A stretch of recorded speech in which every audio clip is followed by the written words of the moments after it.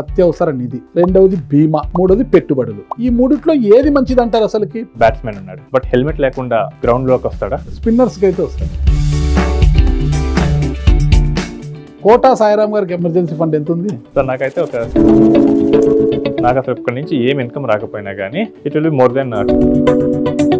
Marriage అయిందా మీకు ఇంతకి? లేదండి. వెనక బ్యాంక్ బ్యాలెన్స్ దండి పెట్టుకొని చేసుకోవాలనుకున్నారా? క్యాపిటల్ గెయిన్ బాగా పొందాలి అంటే షేర్ మార్కెట్ లో పెడితే విలువ పెరుగుతుందంటారా? భూములపై పెరిగితే విలువ పెరుగుతుందా? గోల్డ్ పై విలువ పెరుగుతుందంటారా? షేర్ మార్కెటే కనుక లిటరల్లీ జీరో అయిపోతే కనుక India economy, house, commercial properties ఇన్కమే లేకపోతే కనుక అది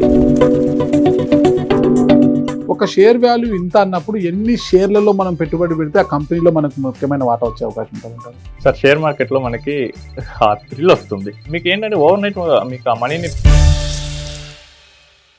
welcome to it's you TV. నేను మీ నాగరాజ్ బైట్ సిటీని. భారతదేశంలో చాలా కుటుంబాలు చేసే అతి పెద్ద తప్పు పొదుపు మాత్రమే చేసి సరైన పెట్టుబడులు పెట్టకపోవడం అని ఆర్థిక నిపుణులు చెబుతున్నారన్నమాట. అసలు ఏంటి పొదుపు మాత్రమే చేసి సరైన పెట్టుబడులు పెట్టకపోవడం వల్ల తప్పు చేసినట్లు అవుతుందా? అదేలా అవుతుంది అని తెలుసుకోవాలంటే ఈరోజు మనతో ఉన్నారు ఆర్థిక నిపుణుల్లో ఒకరైన కోటా సాయిరామ్ గారు. ఆయన తడిగి వివరాలు తెలుసుకుంటాం. నమస్తే సాయిరామ్ గారు. నమస్తే సార్. బాగున్నారా? బాగున్నానండి.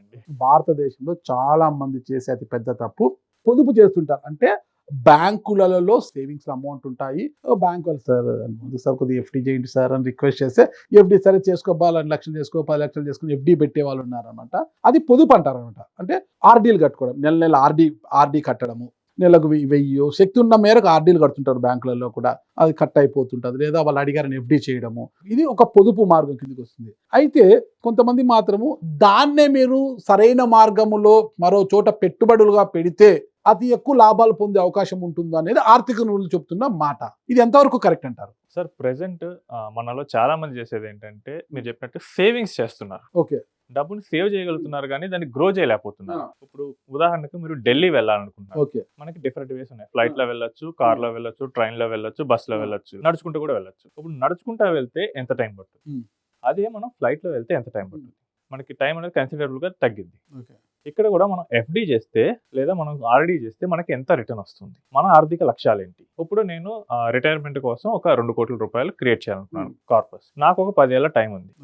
నేను ఎఫ్డి చేయాలనుకుంటే కనుక నేను ఆల్మోస్ట్ 1 కోటి రూపాయలు పెట్టాలి. అంత డబ్బు ఉంటుందా? అండ్ ఇంకోటి ఏంటంటే మనకి ఇన్ఫ్లేషన్ అనేది ఉంటుంది. ఈ ద్రవ్యోల్బణం ఏం చేస్తుందంటే స్లోగా మనకి ఈ రేట్లన్నీ పెంచుతూ ఉంటుంది. ఈ బ్యాంక్స్ కూడా తెలివిగా ఏం చేస్తాయంటే ఈ ఎఫ్డి ఇంట్రెస్ట్ రేట్లని ఈ ఇన్ఫ్లేషన్ కి మ్యాచ్ చేసేటట్లు లేదా దానికన్నా తక్కువ ఉండేటట్లే పెడతారు. అంటే మనం ఈ రోజు మనం ఉన్న అమౌంట్ తో మనం కొనుక్కునే వస్తువుల్ని ఎఫ్డి చేసిన తర్వాత మెచ్యూరిటీ అమౌంట్ తో మనం కొనలేకపోతాం. ఓకే, సేమ్ ఐటమ్స్ ని ఈ రోజు ఒకవేళ 1,00,000 రూపాయలు ఉంటే ఎఫ్డి మనకు 2 lakhs ఇస్తే కనుక అది 2.5 lakh అలా అయి ఉంటుంది. మనం బంగారైనా మనం తీసుకుంటే గిన ఈ రోజు నుంచి బంగారు కొనాలి, 1,00,000 రూపాయలు బంగారు ఉంది కొనాలని 10 వేలు చేసుకునేసరికి ఒక సంవత్సరం కొనాలంటే ఆ బంగారు కాస్త 2 లక్షలు ఉంటుంది. ఎఫ్డికి మా అంటే నెలకు 10,000 కట్టినా కూడా ఒక 5-6 వేలు ఇంట్రెస్ట్ మాత్రమే వచ్చి ఉంటుంది అనమాట. దానికి 1,25,000, 1,30,000 వస్తే బంగారేమో 2 లక్షలకు పోయి ఉంటుంది. ఇదే సార్, దీన్ని మనం ఇన్ఫ్లేషన్ అంటాము. ఇదేంటంటే మనకి అన్ని ఐటమ్స్ కి రేట్లు పెంచేటట్లు చేస్తుంది. ఓకే, ఇప్పుడు మనం ఎఫ్డి అంటే పొదుపుల్లో కనుక పెడితే మనం ఈ గ్రోత్ అనేది మిస్ అవుతాం. ఫిక్స్డ్ డిపాజిట్ ఏదైనా కానీ ఇన్ఫ్లేషన్ కన్నా తక్కువ వచ్చే వాటిలో పెడితే పొదుపు వద్దు, పెట్టుబడి ముద్దు. అవును. సో పెట్టుబడిలో ఏమవుతుంది, మన మనీ ఏమవుతుందంటే ఈ ఇన్ఫ్లేషన్ కన్నా ఎక్కువ పెరిగే ఛాన్స్ ఉంటుంది. ఉదాహరణ రియల్ ఎస్టేట్ లో మనం మనీ పెడితే కనుక మనకి ఇన్ఫ్లేషన్ కన్నా ఎక్కువ రిటర్న్స్ వస్తుంది. Okay, next stock market. ఇవి రెండు మనకి ఇన్ఫ్లేషన్ కన్నా ఎక్కువ వచ్చే స్కోప్ అనేది ఉంటుంది లాంగ్ టర్మ్ లో. అంటే ఆర్థిక నిపుణులు ఫైనాన్షియల్ గా విషయాల్లో చెప్పేది ఏంటంటే ఫస్ట్ ఆఫ్ ఆల్ వచ్చేసి అత్యవసర నిధి, రెండవది బీమా, మూడవది పెట్టుబడులు. ఈ మూడిట్లో ఏది మంచిది అంటారు అసలుకి? సార్ ఇప్పుడు క్రికెటర్ ఉన్నారు, బ్యాట్స్మెన్ ఉన్నాడు. అతను బ్యాట్ మీద ఎక్కువ ఫోకస్ చేస్తాడు. ఎంత వెయిట్ ఉండాలి, బ్యాట్ క్వాలిటీ ఏంటి అని ఫోకస్ చేస్తాడు. బట్ హెల్మెట్ లేకుండా గ్రౌండ్ లోకి వస్తాడా బ్యాటింగ్ చేయడానికి? స్పిన్నర్స్ కి అయితే వస్తాడు. హెల్మెట్ గార్డ్ ఏదో అనుకోండి, గార్డ్ పెట్టుకుంటే హెల్మెట్ తీయేస్తాడు. ఫాస్ట్ బౌలర్లకి అయితే హెల్మెట్ పెట్టుకుంటారు. ఇక్కడ ఏది ఫాస్ట్ బౌలర్, ఏది స్పిన్ అంటారు? మెయిన్ గా అంటే ఈ ప్రొటెక్షన్ టూల్స్ అనేవి మనకి ఎమర్జెన్సీ ఫండ్ లాంటివి. ఏదైనా అనుకోని సంఘటనలు జరిగాయి, మనకి మనీ అవసరమయ్యాయి, ఇవి లేకపోతే కనుక ఎమర్జెన్సీ ఫండ్ లేకపోతే కనుక చాలా ఇబ్బంది పడాల్సి వస్తుంది. కోవిడ్ టైంలో చాలా మంది సరైన ప్లాన్ లేకుండా వాళ్ళకి ఏంటంటే కొంత ఎమర్జెన్సీ ఫండ్స్ ఏమీ లేకుండా ఉన్నారు. ఆ టైంలో ఏమైంది, లాక్డౌన్ అయింది, జీతాలు సరిగ్గా ఇవ్వలేదు, అప్పుడు వాళ్ళ లైఫ్ గడవడానికి అప్పులు చేయాల్సి వచ్చింది. సో ఈ ఎమర్జెన్సీ ఫండ్ ఉంటే కనుక ఆ సిచ్యువేషన్ వచ్చేది. ఎమర్జెన్సీ ఫండ్ ను మనం మెయింటైన్ చేయాలంటే ఏం చేయాలంటారు? ఎమర్జెన్సీ ఫండ్ మెయింటైన్ చేయాలంటే మనం డిఫరెంట్ ఫార్మ్స్ లో మెయింటైన్ చేసుకోవచ్చు. ఇలాంటి ఫామ్. ఒకటి ఏంటంటే మనకి అందరికీ సింపుల్ ఏంటంటే వాళ్ళ బ్యాంక్ అకౌంట్లోనే వాడని బ్యాంక్ అకౌంట్లో ఉంచుకోవటం. ఓకే. డైలీ ఇప్పుడు నేను ఒక ఎస్బీఐ అకౌంట్ వాడతాను. ఆ అకౌంట్లో కాకుండా నేను వాడని అకౌంట్ ఏదైనా ఉంటే అందులో పెట్టుకుంటే కనుక మనకు కొంచెం సేఫ్. రెండు ఇంకొంచెం అమౌంట్ పెరుగుతుంది. ఒక మంత్ ఎక్స్పెన్సెస్ నేను వాడని అకౌంట్లో పెట్టుకుంటాను. పెడితే మర్చిపోలేదని అంతే. అవును. ఓకే. ఓన్లీ ఎమర్జెన్సీ టైంలోనే తీసుకోవాలి. ఓకే. ఇంకొంత అమౌంట్ పెరిగింది, నేను ఎఫ్డీలో పెట్టుకోవచ్చు, లేదా నేను ట్యాక్స్ ఎఫిషియెంట్ గా వాడుకోవాలనుకుంటే నేను లిక్విడ్ మ్యూచువల్ ఫండ్స్ అని ఉంటాయి, వాటిలో పెట్టుకోవచ్చు. కొంతమంది బంగారంలో మెయింటైన్ చేస్తారు ఎమర్జెన్సీ ఫండ్ ని. ఇది తెచ్చుకోవచ్చు, అలా దాకట్టు పెట్టి మనం డబ్బు తెచ్చుకోవచ్చు. ఈజీగా యాక్సెస్ అయ్యే విధాల్లోనే మనం ఎమర్జెన్సీ ఫండ్ అనేది పెట్టుకోవాలి. ఎమర్జెన్సీ సిచ్యువేషన్ ఎలా వస్తుందో చెప్పిరా, మనకు అసలు తెలియదు. ఇప్పుడు మొన్న నాకు all of sudden car break down అయిందండి, మొత్తం రికవరీ చేయాలంటే ఒక 50,000 అవుతుంది అన్నాడు. ఆయన అకౌంట్ లో క్యాష్ లేదు. సో ఏం చేయాలి? పక్కన వాళ్ళని అడిగినా తెచ్చుకోవాలి, లేదా పర్సనల్ లోన్ కైనా వెళ్లాల్సి వస్తుంది. అదే ఎమర్జెన్సీ ఫండ్ ఉంటే కనుక అసలు ఏమి ఉండవు, వెంటనే ఆయన తీసి ఈజీగా యూటిలైజ్ చేసుకోవచ్చు. లక్కీగా ఆయనకి డిపాజిట్స్ కొంత ఉన్నాయి. ఓకే. కాకపోతే ఒకటి ఈవినింగ్ వచ్చేసాయి. సో ఇది ఎమర్జెన్సీ ఫండ్ యొక్క ఉద్దేశం. మనకి అత్యవసర సందర్భాల్లో మనం ఎవరి మీద డిపెండ్ అవ్వకుండా మనం సర్వే అవ్వాలి. సో అది మనకి ఎమర్జెన్సీ ఫండ్ చూస్తుంది. ఎమర్జెన్సీ ఫండే లేకపోతే కనుక మన లాంగ్ టర్మ్ ఇన్వెస్ట్మెంట్స్ కి సేఫ్టీ ఉండదు. కోటా సాయిరామ్ గారికి ఎమర్జెన్సీ ఫండ్ ఎంత ఉంది? సో నాకైతే ఒక 6 months ఆఫ్ ఎక్స్పెన్సెస్ సరిపడా అయితే ఉంది. అంటే ముందస్తు ప్రణాళిక. నాకు అసలు ఇక్కడి నుంచి ఏం ఇన్కమ్ రాకపోయినా కానీ ఒక 6 నెలలు నేను సర్వే అవుతాను. అండ్ సిన్స్ నాకు రన్నింగ్ బిజినెస్ ఉంది కాబట్టి బిజినెస్ కూడా రన్ అవ్వట్లేదని చెప్పే కండిషన్. బిజినెస్ కనుక నార్మల్ గా రన్ అయితే కనుక it will be more than 2 years of expenses. ఆర్థిక నిపుణులుగా మారక ముందు కోటా సాయిరామ్ ఎవరు? సో నేనైతే అంతకు ముందు ఈ ఫీల్డ్ లోకి రాకముందు సాఫ్ట్వేర్ ఎక్కడ? విజయవాడ దగ్గర. విజయవాడ దగ్గర అంటే మీకు కంచిచర్ల. కంచిచర్ల. నాన్నగారి పేరు రవికుమార్. ఏం చేసేవారు? ఆయన పోస్ట్ మాస్టర్. Post master. అమ్మగారి పేరు Nagadurga, house wife. House wife. ఎంతమంది సంతానం వారికి? 2. మీరు? మా తమ్ముడు. తమ్ముడు ఏం చేస్తారు? అతను డేటా ఇంజనీర్, యుఎస్ లో ఉంటారు. యుఎస్ లో. ఓ, తమ్ముడు బాగా ఇదే. మీరు? నేను ఇక స్టడీస్ అంతా ఎక్కడ జరిగాయి? నేను మెయిన్ గా అప్ టు ఇంటర్ కంచిచర్ల, తర్వాత నేను ఎన్ఐటి తాడేపల్లిగూడెంలో నేను గ్రాడ్యుయేషన్ చేశాను కంప్యూటర్స్. ఓకే. ఓకే. కంప్యూటర్స్ లో నేను గ్రాడ్యుయేట్ చేశాను. జేఈ మెయిన్సా అడ్వాన్సా? JEE mains. JEE mains. JEE advance మనకి ఐఐటీస్, మెయిన్స్ ఎన్ఐటీస్. ఎన్ఐటీలో పూర్తి చేసిన మీరు సాఫ్ట్వేర్ ఐటీ సైడ్ ఉండాలి కదా, వెళ్ళలేదు ఐటీ సైడ్ మీరు? ఇది ఫీల్డ్ లోకి రాకముందు నేను ఐటీ సైడ్ లోనే ఉన్నాను. ఓకే. ఏ ప్లాట్ఫామ్ లో చేశారు? నేను M2B ఫిన్టెక్ అనే కంపెనీలో నేను సాఫ్ట్వేర్ ఇంజనీర్ గా వర్క్ చేశాను. మ్యారేజ్ అయిందా మీకు ఇంతకీ? లేదండి. అందుకే ప్రశాంతంగా, అంటే ఈ రంగంలో కొంచెం ఆర్థిక నిపుణులుగా వెనక బ్యాంక్ బ్యాలెన్స్ దండి పెట్టుకొని చేసుకోవాలనుకున్నారా? అంటే ఈ మ్యారేజ్ అయితే రిస్క్ తీసుకోవడానికి ఎక్కువగా వెనకడాల్సి వస్తుంది. ఎందుకు మ్యారేజ్ అయితే రిస్క్? అంటే కమిట్మెంట్స్ ఉంటాయి కదా, మనం తీసుకునేటప్పుడు అంతగా 6 నెలల వరకు నాకు సరిపడా వనరులు ఉన్నాయి అని చెప్పారు కదా. ఫ్యామిలీ ఉంటే ఇంకో కొంత పెంచుకుంటాను అంతే కదా, ఏముంది? అమౌంట్ పెరుగుద్ది, మనకి అప్పుడు ఉన్న సేమ్ రిజర్వ్స్ తగ్గుతాయి కదా. పూర్ ఫ్యామిలీ ఏం కాదు కదా. నాన్నగారు పోస్ట్ మాస్టర్, ఎన్ఐటీలో బీటెక్ చేసి వచ్చినారు, కంప్యూటర్ సైన్స్ లో సాఫ్ట్వేర్ ఇంజనీర్, మంచి ప్యాకేజ్ లో ఉండి ఉంటారు. తమ్ముడు అమెరికాలో ఉన్నారు. ఓకేనా? రిజర్వ్ ఉంటాయి కదా, రిజర్వ్ నిల్వలు ఉంటాయి కదా మనకు. ఉన్నా కానీ మనకి ఉంటది కదా sir Telugu states mind set, job is very safe. Job లేని వాళ్ళు ఫస్ట్ పెళ్లి చేసేసుకుంటున్నారు, పెళ్లి చేసుకుని మళ్ళీ చూసుకుంటాంలే అనేసి. మీరు మంచి జాబ్ ఉన్న సాఫ్ట్వేర్ ఐటీలో ఉన్నారు, మీరు ఐటీలో ఉన్నప్పుడు ఎందుకు పెళ్లి చేసుకోలేదు? టైం సార్ మనకి అప్పుడు. నేను ఐటీ నుంచి బయటకు వచ్చేసరికి ఇట్ వాజ్ అరౌండ్ 26 ఆ టైంకి నేను. మంచి మ్యారేజ్ ఏజే కదా సార్. ఇప్పుడు మనకి జనరేషన్ షిఫ్ట్ జరుగుతుంది. మ్యారేజ్ మెయిన్ గా లేట్ గా చేసుకుంటున్నారు చాలా మంది. చాలా ఇష్యూస్ వస్తాయి కదా సార్. ఈ జనరేషన్ షిఫ్ట్ అయితే జరిగింది సార్. మనం మీరు చూడండి, నార్మల్ గా చాలా మంది వాళ్ళ మ్యారేజెస్ ని పూర్తిగా సెటిల్ అయిన తర్వాత చేసుకుందాం. ఓకే. ఎప్పటికీ సెటిల్ అయ్యింటే 50 ఏళ్ళు వచ్చినాక సెటిల్ అయితే అప్పుడు చేసుకుంటారా? సార్ మోస్ట్లీ ఇప్పుడు అయిపోయింది, మనం చేసుకున్న ఆ ప్లాన్. తమ్ముడికి అయిపోయిందా? లేదు. మీరు లేట్ చేస్తే తమ్ముడికి లేట్ అయిపోతుంది. అంతే కదా. ఓకే. మంచి ఐటీ ప్రొఫెషన్ లో ఉన్న మీరు ఎందుకు యువతలకు వచ్చేసారు అసలుకి? మార్కెట్, ఈ ఫైనాన్షియల్ అసిస్టెన్స్ ఇదంతా ఎందుకు వచ్చేసారు అసలుకి? ఐటీ లైఫ్ మనం అనుకున్నంత ఈజీగా అయితే ఉండదు సార్. ఓకే. ఏదైనా కష్టమే లేదండి లేదు. మరి ఇదైతే ఈజీ కాదు కదా. ఇదైతే నాకు ఫ్రీడమ్ ఉంటుంది. ఇక్కడ ఏంటంటే నేను చూస్ చేసుకోవచ్చు నేను ఎవరితో వర్క్ చేయాలి ఏంటనేది. సో ఐటీ జాబ్ లో ఏంటంటే నాకే కాదు చాలా మంది ఇప్పుడు ఐటీ చేస్తున్నప్పుడు ఏంటంటే ఏ టైం అయినా కానీ మీటింగ్స్ ఉండొచ్చు. ఏదో టైంలో ప్రొడక్షన్ ఇష్యూ వచ్చేసింది, మీరు చేయండి. అది మిడ్ నైట్ అవ్వనివ్వండి, అది వీకెండ్ అవ్వనివ్వండి, ఏదైనా కానీ ఉంటుంది. అండ్ మోర్ ఓవర్ మనకి ఈ ఏఐ వచ్చేసరికి ఆ లే ఆఫ్స్, ఆ టీంని తగ్గించడం, అంతకుముందు 4-5 చేసే వర్క్ని ఇప్పుడు 2 లేదా 1 చేయటం, ఈ స్ట్రెస్ అయితే ఉంటుంది. సో మనం ముందుగా ఫైనాన్షియల్గా ముందు ఫ్రీ అవ్వాలి. సో ఐటీలో ఉంటే ఏమవుద్ది, నేను నార్మల్ ఇంజనీర్ నుంచి సీనియర్ ఇంజనీర్ వెళ్తాను, అక్కడి నుంచి టీమ్ లీడ్ అవుతాను, అదే ర్యాట్ రేస్లో ఉంటాను. సో నాకు నచ్చింది నేను చేయలేను. సో అందుకని నేను ఫైనాన్షియల్గా ఇండిపెండెంట్ అవ్వాలని చెప్పేసి. అండ్ నేను అప్పుడు చాలా మంది గమనించాను. సో మోస్ట్లీ ఎవరెవరు మిస్టేక్స్ చేస్తున్నారు, ఫైనాన్షియల్ గా. మీకు ఎలా వచ్చింది ఆ నాలెడ్జ్? మీదంతా కంప్యూటర్ నాలెడ్జ్ కదా అంతా. కంప్యూటర్ మీద కీబోర్డు టచ్ చేయడం, మౌస్, కీబోర్డు, మానిటర్, ఇదే కదా హార్డ్ డిస్క్, మదర్ బోర్డు, ఇవే కదా మీకు అంత ఉన్న నాలెడ్జ్. కానీ మరి దీంట్లో ఎలా వచ్చింది? ఫైనాన్షియల్ మేనేజ్మెంట్ లో మీకు నాలెడ్జ్ ఎలా వచ్చింది? ఎలా సంపాదించారు? నాకు ఎకనామిక్స్ అంటే ఇష్టం సార్. మీకు ఎకనామిక్స్ 10th లోనే అయిపోయి ఉంటుంది, కట్ అయిపోయి ఉంటుంది. ఓకేనా, అక్కడితో కట్ అయిపోయింది మీకు ఎకనామిక్స్ అనేది. మీకు inter, MPC, BTech computer science, ఇంకెక్కడ మీకు ఎకనామిక్స్ బాగా చదివి అవపోతన పట్టి నాలెడ్జ్ పెంచుకోవడానికి? సో ఎకనామిక్స్ మనం day to day news follow అవుతుంటే మనకి అర్థమవుతుంది మామూలుగా గ్లోబల్ ట్రెండ్స్ ఓకే ఏమవుతున్నాయి. Okay okay. అండ్ మోస్ట్లీ నేను స్టాటిస్టిక్స్ కూడా నాకు చాలా ఇష్టం. మ్యాథమెటిక్స్ లో నేను వెరీ స్ట్రాంగ్ గా ఉంటాను. మ్యాథమెటిక్స్ లో స్టాటిస్టిక్స్ అనేది కూడా ఒక భాగం మాత్రమే, పూర్తి సబ్జెక్ట్ కాదు అది. కాదు. మ్యాథమెటిక్స్ లో సెట్స్, మ్యాట్రిక్స్ ఇవన్నీ ఎలా ఉంటాయో స్టాటిస్టిక్స్ కూడా ఒకటి అంతవరకే. ట్రిగ్నోమెట్రీ ఉంటుంది, ట్రిగ్నోమెట్రీ అది చెప్తున్నాను కదా. ఇంటిగ్రేషన్, డిఫరెన్షియేషన్, త్రికోణమితి, శ్రేణులు, మాత్రికలు, అలాగనే ఇవి కూడా ఉంటాయి అన్నమాట. సో మనకి మెయిన్ గా ఫైనాన్స్ అనేది మనకి maths and more over broader ఈ ఎకనామిక్ వాటిని అర్థం చేసుకునే దాని మీద ఉంటుంది బేసిక్. సో దాని మీద ఇంట్రెస్ట్ కొద్దీ నేను కొంచెం అనలైజ్ చేయటం అండ్ స్లోగా ఈ టైంలో మిస్టేక్స్ కొంతమంది చేసింది. మా వాళ్ళు ఒక పాలసీలో పెట్టేసి తెలిసిన వాళ్ళు ఇంతకు వస్తుంది అనుకున్నారు కానీ ఇంత రాలేదు, ఇది ఎందుకు రాలేదు, అసలు ఇవేంటి, దీనికన్నా బెటర్ వచ్చాయి ఏమున్నాయి, ప్రెసెంట్ మన కొత్త మోడర్న్ ఇన్వెస్ట్మెంట్స్ ఏంటి, కరెక్ట్ గా ఎలా చేసుకోవాలి. సో అలా పర్సనల్ ఫైనాన్స్ మీద నాకు ఇంట్రెస్ట్ వచ్చేసింది. కొంచెం రీసెర్చ్ చేసుకుంటా ఒక 3-4 years దాని మీదే సైడ్ గా రీసెర్చ్ చేసుకుంటా వెళ్ళాను. ఇటీవల కాలం చూస్తే యువత బీటెక్లు చేసి, ఎంటెక్లు చేసి కూడా ఐటీ రంగాన్ని వదులుకొని ఈ షేర్ మార్కెట్ వైపు వచ్చేస్తున్నారు. మా రిలేటివ్స్ లో ఒక అబ్బాయి బీటెక్ చేస్తే మంచి నాలెడ్జ్ ఉంటుంది, అడు కూడా ఇంటికాడ కూర్చొని షేర్ మార్కెట్ ని చూస్తుంటాడు అనమాట. రోజు పొద్దున్న లేచినప్పటి నుంచి సాయంత్రం వరకు అదే సరిపోతుంది అనమాట, షేర్ మార్కెట్ మీదే వర్క్ చేస్తుంటారు. ఏముంది దీంట్లో?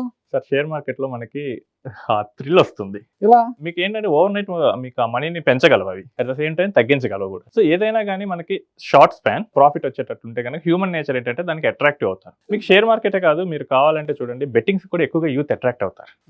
ఎందుకు? మీకు విత్ ఇన్ తెలిసిపోతుంది మ్యాచ్ అయిపోయే లోపల వస్తుందా రాదా. మునిగితే మునుగుతారు, తేలితే. షేర్ మార్కెట్ కూడా అలాంటి, తేలితే పర్వాలేదు, మునిగితే పరిస్థితి ఏంటి? అదే మన రిస్క్ యాపిటైట్ అనేది ఉంటుంది ఇక్కడ. సో ఏ ఇన్వెస్ట్మెంట్ లో అయినా కానీ మనకి రిస్క్ యాపిటైట్ ఎంత అని చూసుకోవాలి. రిస్క్ ను భరించడానికి ఎవరు సిద్ధంగా ఉండాలి?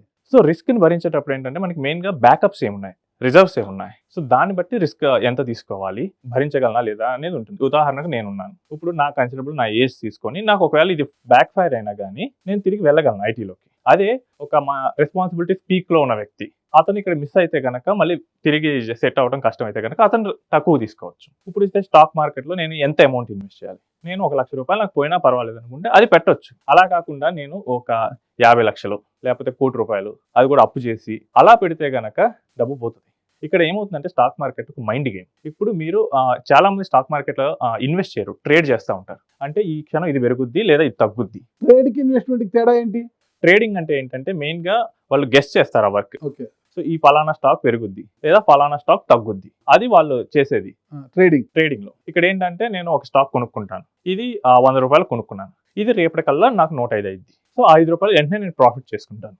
అది మెయిన్ గా ట్రేడింగ్ లో ఉంటుంది. ఇన్వెస్ట్మెంట్ ఏంటంటే లాంగ్ టర్మ్ ప్రాసెస్. ఇప్పుడు నేను ఒక ల్యాండ్ కొనుక్కున్నాను, అది 10 ఏళ్లకో 20 ఏళ్లకో పెరిగి మనకు కొంచెం మంచి క్యాపిటల్ అప్రిషియేషన్ వస్తుంది. ఇది లాంగ్ టర్మ్ వ్యూలో చూసేది ఇన్వెస్ట్మెంట్. ఇన్వెస్ట్మెంట్ లో కూడా స్టాక్స్ లో నేను పలానా స్టాక్ కొనుక్కున్నాను, ఉదాహరణకు నేను 2000s లో HDFC కొనుక్కున్నాను, ఇప్పటికి బాగా పెరిగింది ఎందుకంటే బ్యాంక్ ప్రాఫిట్ బాగా ఉంది కాబట్టి ఇప్పుడు పెరిగింది, అది నాకు మంచి రిటర్న్ ఇస్తుంది. ఇవి లాంగ్ టర్మ్ ఏంటంటే ఇన్వెస్ట్మెంట్ కింద వస్తాయి. అదే నేను ఒక్క డేలో ఆడతాను లేదా ఒక వంతలో కావాలనుకుంటే అవి ట్రేడింగ్ అయిపోతాయి. ట్రేడింగ్ లో డబ్బులు పోగొట్టుకుంటారు. ట్రేడింగ్ లో మనీ మేక్ చేసే పెద్ద పెద్ద ఇన్స్టిట్యూషన్స్ మాత్రమే. వాళ్ళకి ఏంటంటే పెద్ద టీం ఉంటుంది, కనీసం ఒక 1000 మంది ఎంప్లాయీస్ని పెట్టుకుంటారు, పెద్ద సాఫ్ట్వేర్ ఉంటుంది. వాళ్ళు మన అలాంటి కామన్ మ్యాన్ని ఎంత అమౌంట్తో దిగుతున్నారు, దాన్ని రివర్స్ చేయాలంటే ఎంత అమౌంట్ వాళ్ళు ఇన్వెస్ట్ చేయాలి, అంతా డేటా వాళ్ళకి ఐడియా ఉంటుంది. కామన్ మ్యాన్కి ఇది ఏమీ తెలియదు. సిస్టంలో అటువైపు ఎవరు ఉన్నారో తెలియకుండా దిగుతాడు. దిగిన తర్వాత ఏమవుద్ది? మనీ లాస్ అవుతాడు. మనీ లాస్ అయిన తర్వాత ఉదాహరణకు 1 లక్ష రూపాయలు పెడితే ఒక 20,000 పోయినాయి అనుకున్నాను. అతనికి ఏమనిపిస్తుంది అంటే 20,000 పోయినాయి కదా, రేపు సంపాదించాలి, పోతాయి మళ్ళీ ఇంకో 30,000 పోయి ఒక 50,000 అయింది అనుకున్నాను. అరే 50,000 అయింది కదా, ఇట్లా కాదు ఈసారి ఇంకొంచెం ఎక్కువ మనీ తీసుకొచ్చి ఈ పోయింది సంపాదిస్తాను. లైక్ జూదమే కదా ఇది. జూదమే. స్టాక్ మార్కెట్ ఎవరికైతే ఈ ట్రేడింగ్ అలవాటు అవుద్దో వాళ్ళకి ఇక జూదం లాగా. మార్కెట్ ఒడిదుడుకులు పయనించేదే స్టాక్ మార్కెట్, అంతే కదా? అవును, stock market up and downs అవుతుంది. ఈవెన్ గోల్డ్ కూడా అంతే. గోల్డ్ కూడా మనకి మార్కెట్ అప్స్ అండ్ డౌన్స్ ని. ఈరోజు గోల్డ్ ధర పడిపోయింది కదా. ప్రతి క్యాపిటల్ అసెట్ కి నేచర్ ఉంటుందండి. క్యాపిటల్ అసెట్ అంటే రియల్ ఎస్టేట్ క్యాపిటల్ అసెట్, అది కూడా అప్ అండ్ డౌన్ అవుతుంది. కాకపోతే మనం దాన్ని డైలీ అమ్మం కదా. కానీ మన డబ్బు ఎక్కడికి పోదు కదా, పెట్టిన పెట్టుబడి పెరగకపోవచ్చును కానీ స్థిరంగా అయితే ఉంటుంది కదా. అది షేర్ వాల్యూ అయితే పడిపోవచ్చును లేవచ్చును. సార్ కోవిడ్ అప్పుడు లాక్డౌన్ ఉంది, మీ దగ్గర ఒక ప్లాట్ ఉంది, మీకు ఒక 1 వీక్ లో మనీ కావాలి లేదా ఒక 2 days లో మనీ కావాలి, దానికి ప్రైస్ ఎంత?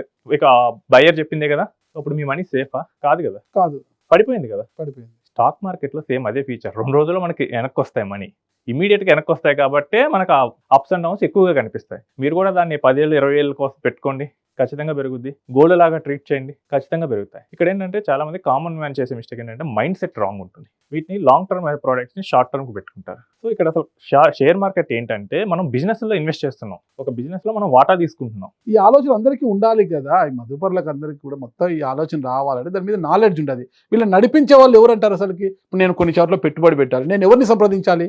పెట్టుబడులు పెట్టాల్సి వచ్చినప్పుడు ఆ సెక్టార్ లో అనుభవజ్ఞులను సంప్రదిస్తేనే ఉత్తమం. ఇప్పుడు మనకి ఏదైనా హెల్త్ ఇష్యూ వస్తే డాక్టర్ని సంప్రదిస్తాం. సో మనకి ఏదైనా ట్యాక్స్ ఇష్యూ వస్తే కనుక చార్టెడ్ అకౌంటెంట్స్, లీగల్ ఇష్యూ వస్తే లాయర్స్. అలాగానే ఫైనాన్షియల్కి వచ్చినప్పుడు ఇన్వెస్ట్మెంట్ అడ్వైజర్స్ ఉంటారు, వాళ్ళని లేదా ఫైనాన్షియల్ ఎక్స్పర్ట్స్ ని. సో ఈ మార్కెట్స్ మొత్తం మీద అవగాహన ఉన్న వాళ్ళని కనుక సంప్రదిస్తే కనుక సరిపోతుంది. సిటీస్ లో అయితే ఉంటారండి మీలాంటి వాళ్ళు, గ్రామీణ ప్రాంతాలలో కూడా ఇన్వెస్ట్ చేయాలనుకుంటారు, వాళ్ళకి ఆ నాలెడ్జ్ ఉండదు, ఆలోచన ఉండదు. వాళ్ళ ఆలోచన విధానం ఎలా రెక్కింది? గ్రామీణ ప్రాంతాల వాళ్ళు ఎక్కడికి వచ్చి ఎవరిని కలవాలంటారు, వాళ్ళకి ఏం ఐడియా ఉండదు కదా ఇది. సార్ ఈ రోజుల్లో మనకి పెనిట్రేషన్ అనేది చాలా పెరిగింది సార్. ఫైనాన్షియల్ ప్రొడక్ట్స్ మీద డిస్ట్రిబ్యూట్ చేసే వాళ్ళు కానీ, ఏజెంట్స్ కానీ చాలా మంది అయితే ఈవెన్ గ్రామీణ ప్రాంతాల్లో కూడా ఉంటారు. కాకపోతే మండల లెవెల్లో ఉంటారు. ఇప్పుడు నేను మా ఊళ్ళో లేకపోవచ్చు, బట్ నేను గూగుల్లో పెట్టి చూస్తే కనుక నాకు నియరెస్ట్ టౌన్లో అయితే ఖచ్చితంగా ఉంటారు. సో మనకి ఈ రోజుల్లో ఒకప్పట్లో లాగా నాకు ఓన్లీ సిటీస్లోనే ఉంటారు అది లేదు. ఈవెన్ ఎర్లీ 2000s అయితే హైదరాబాద్లో కూడా లేరు సార్, మనకు అంత అవగాహన లేదు. It's only completely Bombay market. ఇప్పటికైనా చూడండి మీరు, ముంబై వాళ్ళే ఎక్కువగా ఈ స్టాక్ మార్కెట్స్, ఈ మోడర్న్ ప్రొడక్ట్స్ ఇన్వెస్ట్ చేస్తూ ఉంటారు. ఇప్పుడు ఏంటంటే మనకి కోవిడ్ తర్వాత జనాలకు తెలిసి వచ్చింది ఆర్థిక రాజధాని ముంబై, ఆర్థిక రాజధాని. ముంబై, ఢిల్లీ, ఈవెన్ బెంగళూరు, కలకత్తా కూడా మనకన్నా పెద్దవి.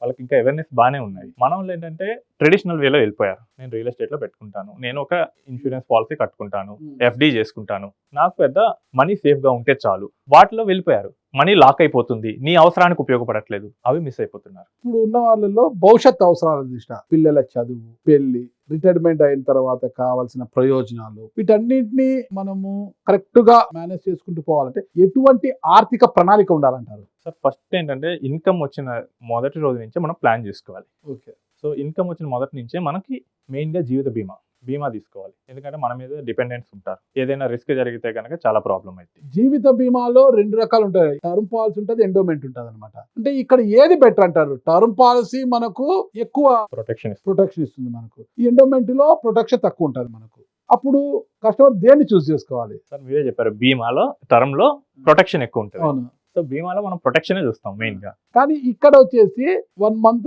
ఒక పీరియడ్ ఇయర్లీ వన్స్ కట్టాలి మనం బీమాలో, ఎండోమెంట్ కైనా కూడా దీనికైనా. ఎండోమెంట్ లో అయితే జనవరిలో పే చేయాల్సినది ఫిబ్రవరిలోనో మార్చిలోనో పే చేసినా కూడా ఫైన్ తో తీసుకుంటారు. టర్మ్ పాలసీలో పరిమిత సమయంలో కట్టకపోతే ల్యాప్స్ అయిపోతుంది అనమాట. ల్యాప్స్ అయితే ఎగిరిపోతుంది, అది మనకి ₹1 కూడా ఎనికి రాదు మనకు. వల్ల మళ్ళీ రివైవల్ చేయాలంటే మెడికల్ టెస్ట్ కి వెళ్ళాలి, అన్ని మళ్ళీ మొదటికి వస్తాయి. అప్పుడు ఏ సేఫ్ అంటారు? మనకి మెయిన్ గా ఇన్సూరెన్స్ ఏంటంటే రిస్క్ ప్రొటెక్షన్ కోసమే వాడతాం. ఓకే. దాని ఇన్వెస్ట్మెంట్ గా చూడటం వల్ల మనకి ప్రాబ్లం వస్తుంది. ఓకే. ఇప్పుడు మనకి ఈ ఎండోమెంట్ పాలసీస్, ఈ మనీ బ్యాక్ పాలసీస్ ఏంటంటే మనకి ఇన్వెస్ట్మెంట్ తో కూడి ఉంటాయి కాబట్టి, ఉదాహరణకి ₹1,00,000 పాలసీ ఉంది, మనం ఇయర్లీ ₹1,00,000 కడుతున్నాం, 20 ఏళ్ల పాటు ఆ పాలసీ ఉంది అంటే మహా అయితే అతను 20 into 1 lakh 20 lakhs పే చేస్తాడు.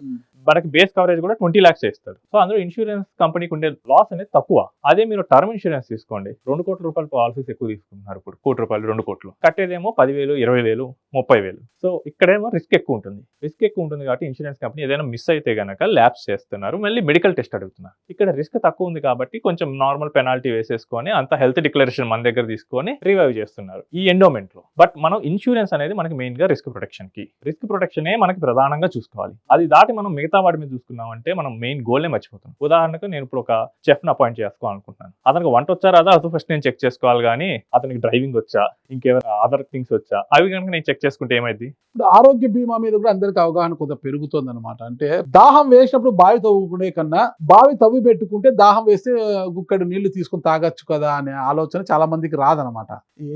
దాహం వేసినప్పుడు బావి తవ్వుకుంటాం అనమాట. ఇబ్బంది కలిగినప్పుడే అవసరం తెలిసి వస్తుంది. ఆసుపత్రిలో చేరిన తర్వాత ఆ బిల్లులు చూస్తే భారం పరిస్థితి. రోజు కార్పొరేట్ ఆసుపత్రికి ఒకసారి లక్షలోనే బిల్లు ఉంటుందంట. దాని మీద ఇప్పుడు ఆరోగ్య బీమా పెరుగుతుందట. ఆరోగ్య బీమా వల్ల కలిగే ప్రయోజనాలు ఎలా ఉంటాయి? అది కూడా సేవింగ్ కిందకి వస్తుందా, పెట్టుబడి వ్యాపారం కిందకి వస్తుందంట? అది సో ఆరోగ్య బీమా ఏంటంటే మనకి ఎమర్జెన్సీ టైంలో మనకి ప్రొటెక్షన్గా ఉంటుంది. మన సేవింగ్స్ దెబ్బ తినకుండా కాపాడుతుంది. ఇప్పుడు ఈ ఆరోగ్య బీమా అనేది లేనప్పుడు ఓ 10 లక్షలు బిల్ అయితే మనం ఏం చేస్తాం, ఏదైనా సెల్ చేసైనా మనకున్న పెట్టుబడిలోంచి తీసేసి పెడతాం. అదే ఆరోగ్య బీమా ఉంటే కనుక మనం బీమా కంపెనీకి ఎవ్రీ ఇయర్ కొంత డబ్బు కడతా ఉంటాం. మనకి ఏదైనా హెల్త్ ఎమర్జెన్సీ వచ్చినప్పుడు మన తరపున బీమా కంపెనీ ఈ హాస్పిటల్స్ కి డబ్బు పే చేస్తుంది. ఈ ప్రొటెక్షన్ లేకపోతే మనం లాంగ్ టర్మ్ కోసం పెట్టుకున్న గోల్స్ అన్ని షటర్ అయిపోతాయి. అండ్ ఈ రోజుల్లో మెడికల్ ఖర్చులు చాలా ఈజీగా సార్ నార్మల్ గా 2-3 డేస్ ఉన్నా కానీ 2-3 లక్షలు బిల్ అయిపోతుంది కార్పొరేట్ హాస్పిటల్. అదే ఒకవేళ ఏదైనా సీరియస్ ప్రాబ్లమ్ వస్తే 30 లక్షలు, 40 లక్షలు, 50 లక్షలు అవుతున్నాయి. హాస్పిటల్స్ నార్మల్ గా అప్పుడప్పుడు వెళ్ళినప్పుడు ఎంక్వైరీ చేస్తూ ఉంటాను. పేషెంట్స్ కానీ ఎంక్వైరీ చేసినప్పుడు మీకు ఎక్కువగా వచ్చిన బిల్స్ ఏంటంటే మాకు ఈజీగా 10 లక్షల పైన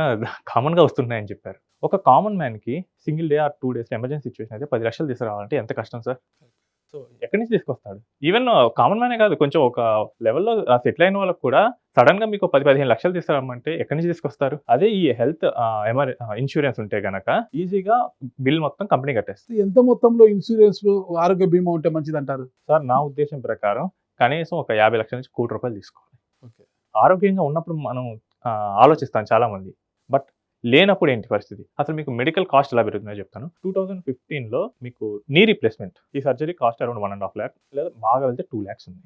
ఇప్పుడు మనకు అది 4-5 lakhs వస్తుంది. అంటే ఒక 3 times పెరిగింది. ఇప్పుడు 30 years ఉన్న వ్యక్తి, 35 years ఉన్న వ్యక్తికి నీ రీప్లేస్మెంట్ అంటే అదేదో పెద్ద జబ్బు కాదు, ఏజ్ రిలేటెడ్ గా వచ్చే ఎలిమెంట్ మాత్రమే. ప్రతి 10 years కి 3-4 times పెరుగుతుంది కాస్ట్.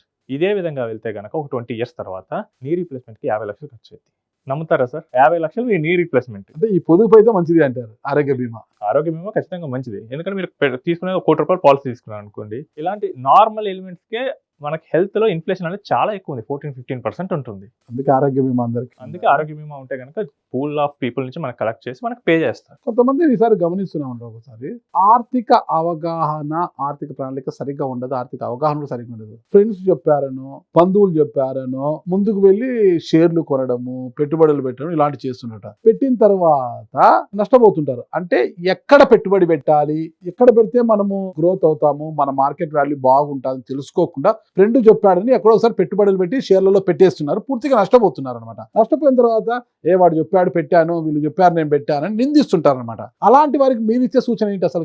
ఇక్కడ అంతా కామన్ గా జరిగేది ఏంటంటే అసలు ఆ పెట్టుబడిలో ఉండే రిస్క్ ఏంటి దాన్ని అర్థం చేసుకోండి. ప్రతి పెట్టుబడికి కొంత రిటర్న్ ఉన్నట్లే రిస్క్ కూడా ఉంటుంది. ఆ రిస్క్ ని అర్థం చేసుకోండి. అసలు ముందు స్టాక్స్ లో పెట్టుబడి పెట్టేటప్పుడు అసలు ఆ బిజినెస్ ఏంటి, ఆ బిజినెస్ ఏం చేస్తుంది, దాని కాంపిటీటర్స్ ఎవరు, ఇవన్నీ అర్థం చేసుకోవాలి. చాలా సార్లు ఏంటంటే కంపెనీస్ మంచివైనా కానీ షేర్ వాల్యూ పెరగకపోవచ్చు. ఉదాహరణకు మైక్రోసాఫ్ట్ మనకి 1999 నుంచి చూసుకుంటే 2015 వరకు పెద్దగా ఏం పెరగలేదు. సేమ్ $40 నుంచి $50 మధ్య తిరుగుతూ ఉంది. ఈ టైంలో కంప్యూటర్స్ వాడకం ప్రపంచం వ్యాప్తంగా పెరిగింది. ప్రతి కంప్యూటర్ లోనూ చాలా మనకు డిఫాల్ట్ గా మనకు విండోస్ వాడేవాళ్ళు, అయినా కానీ షేర్ వాల్యూ పెరగలేదు. సో ఇక్కడ ఏంటి, కంపెనీని బాగా అర్థం చేసుకోవాలి, కంపెనీ వాల్యుయేషన్ అర్థం చేసుకోవాలి. అదే మనం ల్యాండ్ కొనేటప్పుడు ఎలా రీసెర్చ్ చేస్తాం, ఈ ఏరియాలో పెడితే పెరుగుద్దా లేదా, ఇది ఓవర్ వాల్యూడా లేదా. ఇప్పుడు హైదరాబాద్ లో జూబ్లీ హిల్స్ లో కొనడానికి వర్సెస్ మనకి గ్రోయింగ్ ఫైనాన్షియల్ డిస్ట్రిక్ట్ అట్టుకోవడానికి తేడా ఉంటుంది కదా. బాగా పీక్ కి వెళ్ళిన ఏరియాస్ కి మనకి గ్రోత్ స్కోప్ ఉన్న ఏరియాస్ చూస్తాం కదా. షేర్స్ లో కూడా చూడకపోతే అది ఎవరి తప్పు? మనమే సరైన వాళ్ళ దగ్గర అడ్వైస్ తీసుకోలేదు, అది మన తప్పు. మనం కరెక్ట్ గా అనలైజ్ చేసుకోవాలి. ఒక క్యాపిటల్ అసెట్ లో పెట్టుబడి పెట్టేటప్పుడు దానిలో ఉండే రిస్క్లు ఏంటి, ఎన్నాళ్ళకు నాకు మనీ వస్తుంది. చాలా మంది పెట్టేది ఏంటంటే ఇలా పెట్టగానే 1 or 2 years లో మనీ వస్తుంది అనుకుంటారు. బిజినెస్ లో ఏళ్ల తరబడి టైం తీసుకుంటే కొన్ని రిటర్న్ ఇవ్వడానికి. క్యాపిటల్ గెయిన్ బాగా పొందాలి అంటే షేర్ మార్కెట్ లో పెడితే విలువ పెరుగుతుందంటారా, భూములపై పెరిగితే విలువ పెరుగుతుందా, గోల్డ్ పై పెడితే పెట్టుబడి విలువ పెరుగుతుందంటారా? సార్ ప్రపంచంలో రిచెస్ట్ పర్సన్ ఎవరు? Elon Musk. ఇప్పుడు అతను దేని వల్ల రిచ్ అయ్యాడు? మనకి ఈ స్పేస్ ఎక్స్, అంతే, పీపాల్ ఇలాంటి కంపెనీస్ ఉన్నాయి. కంపెనీస్ వల్ల రిచ్ అయ్యాడు. కంపెనీస్ అంటే షేర్స్.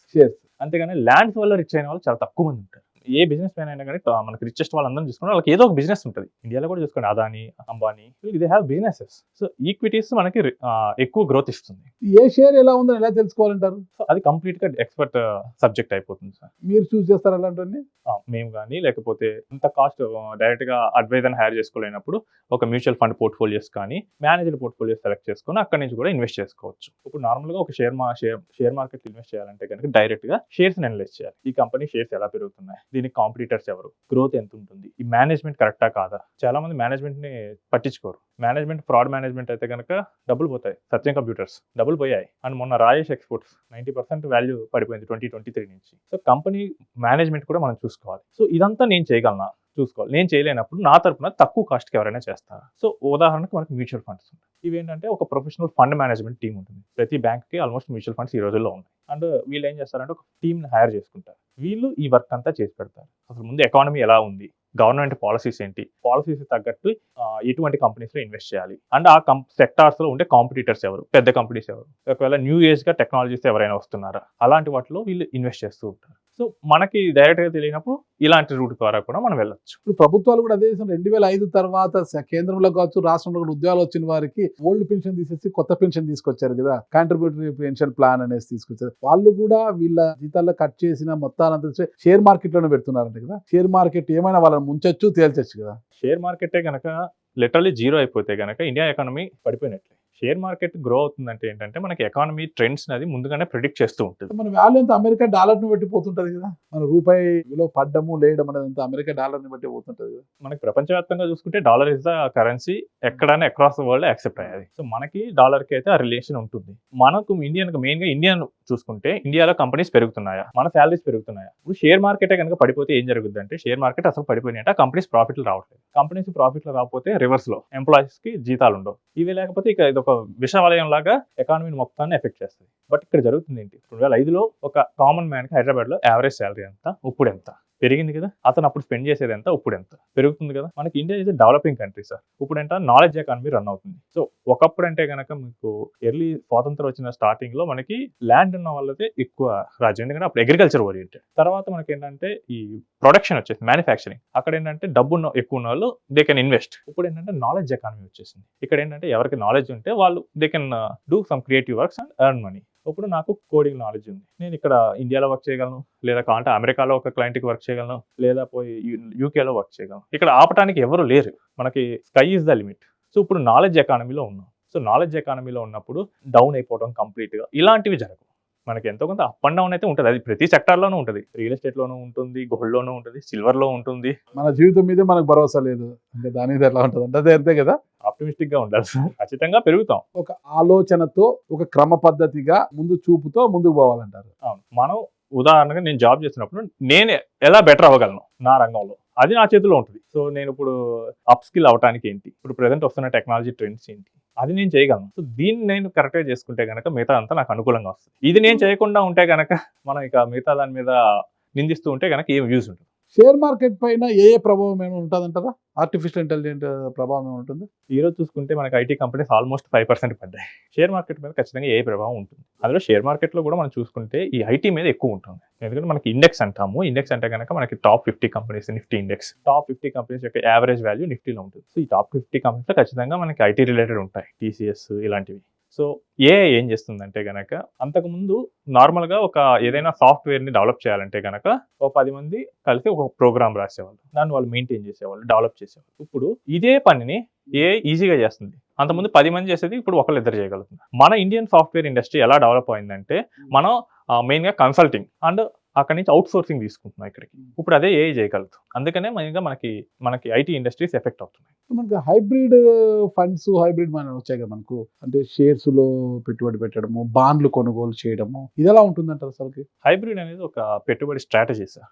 ఇప్పుడు నార్మల్గా మనకి ఈక్విటీస్ అనేవి డైరెక్ట్గా రిస్క్తో ఎక్కువ ఉంటాయి, అంటే అవి అప్ అండ్ డౌన్ ఎక్కువగా ఉంటాయి. పెరిగితే బాగా పెంచగలుగుతాం, పడితే మనకి సేమ్ మనకి నిద్రలేని రాత్రులు మిగులుస్తుంది. ఇది తట్టుకోలేని వాళ్ళకి ఏంటంటే హైబ్రిడ్ అనేది ఒక మంచి ఆప్షన్. ఇక్కడ ఏం చేస్తారంటే ఈ స్టాక్స్తో పాటు కొంత బాండ్లు పెడతారు, దాంతోపాటు కావాలంటే గోల్డ్, సిల్వర్ ఇలాంటి వాటిని కూడా యాడ్ చేసుకుంటారు. ఇవన్నీ కలిసి ఉండటం వల్ల ఏదో టైంలో ఏదో ఒకటి పెరుగుద్ది. నాకేమవుతుందంటే రిస్క్ అనేది అంత ఎక్కువ ఉండదు. నేను ఇప్పుడు 4 పెట్టాను, ఏదో ఒకటి అయితే నన్ను ఆదుకుంటుంది. సో రిస్క్ ఎక్కువ ఉండదు, మనకి రిటర్న్ అనేది డీసెంట్గా వస్తుంది. సో అందుకనే చాలా మంది రిస్క్ ఎక్కువ తీసుకోలేని వాళ్ళు, సీనియర్ సిటిజన్స్ ఈ హైబ్రిడ్ వైపు ఎక్కువగా మొగ్గు చూపుతున్నారు. సో హైబ్రిడ్కి వెళ్తే కనుక ఫస్ట్ టైం ఇన్వెస్టర్స్ కానీ ఎవరైనా మార్కెట్లో పెట్టాలనుకున్న వాళ్ళు కానీ hybrid is good point sir start చేయడానికి. మీరు చూస్ చేస్తారు దాన్ని, మీరు ప్రిఫర్ చేస్తారా? డెఫినెట్లీ సార్, హైబ్రిడ్ చాలా మంచి ప్రోడక్ట్. ఇకపోతే ఇండెక్స్ ఫండ్స్ వస్తాయి కదా, ఈ నిఫ్టీ, బిఎస్సి, సెన్సెక్స్, దీని ఆధారం ఇది ఎలా పనిచేస్తుంది అంటారు? నార్మల్గా మనకి మ్యూచువల్ ఫండ్స్ లో ఒక యాక్టివ్ ఫండ్స్ అనే కాన్సెప్ట్ ఉంటుంది, ప్యాసివ్ ఫండ్స్ ఉంటాయి. యాక్టివ్ ఫండ్ అంటే ఏంటంటే ఫండ్ మేనేజర్ మార్కెట్ లో ఉన్న స్టాక్స్ ని తన అనుభవంతో సెలెక్ట్ చేసుకుంటాడు. ఈ కంపెనీ పెరుగుద్ది, ఈ కంపెనీ పెరుగుద్ది అనేది. ఇక్కడ ఏమైంది, ఫండ్ మేనేజర్ కరెక్ట్ అయితే బాగా పెరుగుతాయి కంపెనీస్, ఫండ్ మేనేజర్ ఆలోచన రాంగ్ అయితే మార్కెట్ ఒకవేళ ఫండ్ మేనేజర్ ఆలోచన కన్నా ఆపోజిట్ లో వెళ్తే గనక మనకి కొంచెం తక్కువ పెరుగుతాయి. సో మనకి ఏంటంటే ఈ ఫండ్ మేనేజర్ మీద మనం రిస్క్ చేస్తాం, ఇతన్ని నమ్ముకుంటే పెరుగుతాయి అని. కరెక్ట్. అసలు ఇదేమీ లేకుండా నాకు మార్కెట్లో ఉన్న అన్ని కంపెనీస్ యావరేజ్ తీసుకొని ఆ యావరేజ్ తోనే పోవాలనుకుంటే ఇండెక్స్ అనే రూట్ అనేది మనకి యూజ్ అవుతుంది. ఇండెక్స్ ఏం చేస్తుందంటే మనకి ఆ మార్కెట్లో ఉన్న టాప్ కంపెనీస్ యావరేజ్ రిప్రజెంటేషన్ గా తీసుకుంటుంది. సో మనం ఒక ₹1,00,000 ఇన్వెస్ట్ చేస్తే ఆ లక్షని ఆ కంపెనీస్ అన్నింటిలోనూ స్ప్రెడ్ చేస్తుంది. ఈ కంపెనీస్ అన్ని పెరిగితే మనకు వాల్యూ కూడా పెరుగుతాయి, కంపెనీస్ తగ్గితే తగ్గుద్ది. ఇక్కడ ఎటువంటి ఫండ్ మేనేజ్మెంట్ రిస్క్ అనేది ఉండదు, పెద్దగా ఉండదు. ఎందుకంటే నేను అన్నింటిలో కలిపి పెట్టేస్తున్నా. సో ఇప్పుడు ఏ కంపెనీస్ ఉండాలి అనేది ఇండెక్స్ మేనేజ్ చేసే వాళ్ళు చూసుకుంటారు. వాళ్ళు ఎప్పుడు ఖచ్చితంగా గ్రోత్ ఉన్న కంపెనీస్ ని అందులో పెడతారు, గ్రోత్ లేని తీసి పక్కన పెడేస్తారు. మన ఇండెక్స్ లో వెళ్తుంటే కనుక గ్రోత్ ఉన్న వాటిలోనే పెట్టుకుంటూ వెళ్ళిపోతాం. ఈ ఈక్విటీ ఫండ్స్ అని వస్తాయి కదా, ప్రధానంగా షేర్లలో పెట్టుబడి పెడుతుంటారు ఈక్విటీ ఫండ్స్. వీళ్ళని ఎలా మేనేజ్ చేసి అంటారు మనము? దీన్ని ఎవరన్నా చూసుకునే వాళ్ళు ఉంటారా? ఫండ్ మేనేజర్స్ ఎవరైనా ఉంటారా? అంటే పెట్టి వదిలేయాలా అంటే ఈ ఫండ్స్ విషయంలో, ఈక్విటీ ఫండ్స్? సో పెట్టుబడులను ఎప్పుడు పెట్టయితే వదిలేయకూడదండి, మనం దాన్ని ఎవ్రీ ఇయర్ రివ్యూ చేసుకుంటా ఉంటాం. ఇప్పుడు మనం మార్కెట్ ని ఒక ఐడియాతో పెడతాం, లేదా నాకు ఒక ఆలోచన ఇది ఒక 10 ఏళ్ల తర్వాత నాకు ఈ పర్పస్ కింద పెట్టేస్తాను. బట్ మార్కెట్ నా ఆలోచన తగ్గట్టే ఉండాల్సిన అవసరం లేదు కదా, డిఫరెంట్ వేస్ లో వెళ్ళిపోవచ్చు. ఇప్పుడు ఉదాహరణకు మనకి మీడియా సెక్టర్ చూసుకుందాం. 10 years బ్యాక్ సోషల్ మీడియా ఇంత ఇంపాక్ట్ అవుతుందని ఎవరైనా ఊహించారా? బట్ నేను అట్లా కాకుండా నేను మీడియాలో పెడతా అని చెప్పి ట్రెడిషనల్ మీడియాలోనే మొత్తం పెట్టాను అనుకోండి, నా పెట్టుబడి ఏమవుద్ది? సో ఎవ్రీ ఇయర్ మనం కూర్చోవాలి, మన ఆలోచనలో ఏంటి, మన గోల్స్ ఏంటి, మన పెట్టుబడులు ఏ డైరెక్షన్ లో వెళ్తున్నాయి. సో ఈక్విటీ ఫండ్స్ లోనే ఉన్నాయి, అందులో ఏ సెక్టార్ లో ఉన్నాయి, అవి ఇప్పుడు ఎలా పర్ఫామ్ చేస్తున్నాయి చూసుకొని వాటి రివ్యూ చేసుకోవాలి. నేను చేసుకోలేకపోతే మనం ఒక అడ్వైజర్ని తీసుకోవచ్చు, వాళ్ళు మనకి తరపున ఇదంతా చేసి పెడతారు. ఒక వ్యక్తి జీవితంలో ఆర్థిక ప్రణాళిక వేసుకుంటే ఆ జీవితంలో మ్యూచువల్ ఫండ్స్ లో అతను పెట్టుబడి పెడితే ఎలాంటి పరిణామాలు ఉన్నాయంటారు?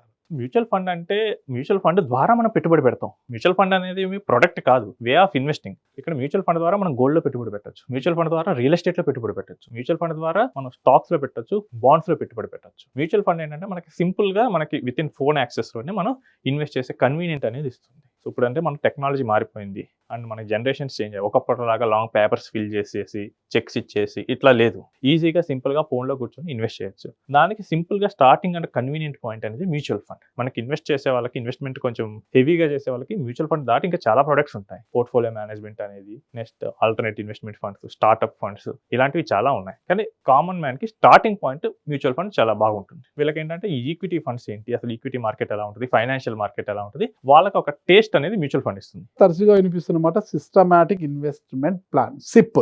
సిప్ లో చాలా మంది సేవ్ చేస్తున్నారు, మంత్లీ శాలరీలో పట్టిస్తున్నారు, లేదా కొంతమంది వ్యాపారస్తులు సిప్ లో 1000-2000 ఇది ఇన్వెస్ట్ చేస్తున్నారు. సిప్ ఎలా పనిచేస్తుంది అంటారు? సిప్ లో పెట్టుబడి సురక్షితమైన అంటారా? సిప్ అంటే మనం నెల నెలా పెట్టేదాన్ని సిప్ అంటాం.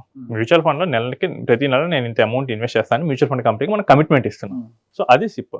ఇక్కడ ఏమవుతుందంటే మార్కెట్ ఒకసారి అప్ ఉండొచ్చు, ఒకసారి డౌన్ ఉండొచ్చు, ఒకసారి కదలకుండా ఉండొచ్చు. కానీ మనం ఎస్ఐపిలో ప్రతి నెల ఈఎంఐ లాగా టంచిన ఒక డేట్ మనం ఇన్వెస్ట్ చేస్తా వెళ్ళిపోతున్నాం. అప్పుడు ఏమవుతుంది, మార్కెట్ పెరిగినా మనం కొంటాం, మార్కెట్ తగ్గినా మనం కొంటాం, మార్కెట్ ఫ్లాట్ గా ఉన్నా కొంటాం. ఇప్పుడు మన ఇన్వెస్ట్మెంట్ ఏమవుతుందంటే యావరేజ్ అయిపోతా ఉంటుంది. సో అప్పుడు ఏంటంటే మనకు రిస్క్ అనేది తగ్గిపోతా ఉంటుంది. అండ్ ఎస్ఐపీస్ ఎందుకు పాపులర్ అయ్యాయంటే ఎస్ఐపీలో ఇన్వెస్ట్ చేయడానికి ఫ్యూ ₹100 చాలు. అండ్ ఎవ్రీ మంత్ శాలరీ వస్తుంది కాబట్టి మనకి మోస్ట్ ఆఫ్ ది ఎంప్లాయీస్ కి మంత్లీ శాలరీ వస్తుంది కాబట్టి మంత్లీ కొంత పార్ట్ సేవ్ చేసుకోండి. ఈ ఆలోచనని ఎస్ఐపీస్ పెంపొందించాయి. సో ఒకేసారి నీకు రిటైర్మెంట్ కి ఒక 2 కోట్లు కావాలంటే నేను ఇప్పుడు ఒక ₹1 కోటి పెట్టాలంటే నా దగ్గర లేకపోవచ్చు. అదే నేను స్లోగా ఎస్ఐపీ ద్వారా నెలకు ఒక 20,000-30,000తో స్టార్ట్ చేసుకుంటాను. కన్వీనియంట్ గా ఉంటుంది, నాకు నెల నెల ₹1,00,000 శాలరీ వస్తుంది, ఓ 20% అయినా నేను సేవ్ చేసుకోగలను. ఈ కాన్సెప్ట్ తో ఎస్ఐపీస్ పాపులర్ అయ్యాయి. అండ్ ఎస్ఐపీస్ ఏంటంటే long term discipline, investing discipline అయితే అలవాటు చేస్తాయి. అండ్ మనకి ఈక్విటీస్ మార్కెట్ లో ఉండాల్సింది లాంగ్ టర్మ్. సిప్లలో కూడా మనకు చాలా వేరియేషన్స్, గోల్డ్ మీద పెడుతున్నారు, బ్యాంకులలో పెడుతున్నారు, చాలా వాటిల్లో కూడా ఇన్వెస్ట్ చేస్తున్నారు కదా. వాటిని కూడా ఎక్కడ పొదుపు చేస్తే బాగుంటుంది, ఎక్కడ పెట్టుబడి పెడితే బాగుంటుంది సిప్ లో? మనం సిప్ లో కాదండి, ఇక్కడ ఏంటంటే మనకి మన గోల్ ఏంటి, ఎప్పుడు మన గోల్ గురించి మనం ఐడెంటిఫై చేసుకోవాలి. మన గోల్ ఏంటి, దానికి తగ్గ ప్రొడక్ట్స్ ఏంటి. అంటే సిప్ లో ఇన్వెస్ట్ చేయడం వల్ల భవిష్యత్తులో మంచి ప్రయోజనాలు పొందే అవకాశం ఉంటుందంటారా? మంచి లాభాలు పొందే అవకాశం ఉంటుందంటారా? ఖచ్చితంగా. ఎలా? సో సిప్ లో ఏంటంటే మనం ఎవ్రీ మంత్ కొంతమంది అమౌంట్స్ పెట్టి ఇన్వెస్ట్ చేస్తా ఉన్నాం. సో లాంగ్ టర్మ్ లో ఖచ్చితంగా మార్కెట్స్ పెరుగుతాయి. షార్ట్ టర్మ్ లో సిప్ పనికి రాదంటారా? లాంగ్ టర్మే ఉండాలంటారా? షార్ట్ టర్మ్ సిప్ రిస్క్ అవుతుంది. మార్కెట్ పడితే మనకి ఈవెన్ ఇప్పుడు 2024 నుంచి ఇన్వెస్ట్ చేసే వాళ్ళకి ఇప్పుడు సిప్ లో పెద్ద రిటర్న్స్ ఏమి లేవు, ఎందుకంటే మార్కెట్ ఏం పెరగలేదు. సో మార్కెట్ పెరగనప్పుడు సిప్ లో రిస్క్ ఉంటుంది. బట్ ఏమైందంటే ఆ రిస్క్ ని కన్సిడరబుల్ గా తగ్గిస్తుంది, ఎఫెక్ట్ తగ్గుద్ది, బట్ రిస్క్ అయితే ఉంటుంది. ఇప్పుడు ఒకేసారి పెట్టిన దానికి సిప్ లో ఏంటంటే ముక్కల్లో పెడుతుంది. నేను ఒకేసారి 10 లక్షలు పెట్టిన దానికి 50,000 ఒక్కొక్క మంత్ పెట్టిన దానికి తేడా ఉంటుంది కదా. నేను ఒకవేళ బాగా నాకు నాకు వరస్ట్ ఇన్వెస్ట్మెంట్ తగిలినా కానీ మహా అయితే ఒక్క 50,000కి మాత్రం ఎఫెక్ట్ అయింది. ఎస్ఐపి ఏం చేస్తుందంటే మనకి ఆ బ్యాడ్ టైం అనేది తగ్గిస్తూ ఉంటుంది, యావరేజ్ అయిపోతూ ఉంటుంది మన ఇన్వెస్ట్మెంట్ అనేది. ఇప్పుడు ఉదాహరణకు జనవరిలో గోల్డ్ ఉంది 1,80,000, ఇప్పుడు చూసుకుంటే 1,60,000, మధ్యలో 1,50,000కి వెళ్ళింది, అటు ఇటు కదులుతుంది. నేను కనుక మొత్తం నా మనీ తీసుకెళ్ళి జనవరిలోనే ఇన్వెస్ట్ చేశాను, ఈ రోజు నేను పాజిటివ్లో ఉంటానా? లేదు.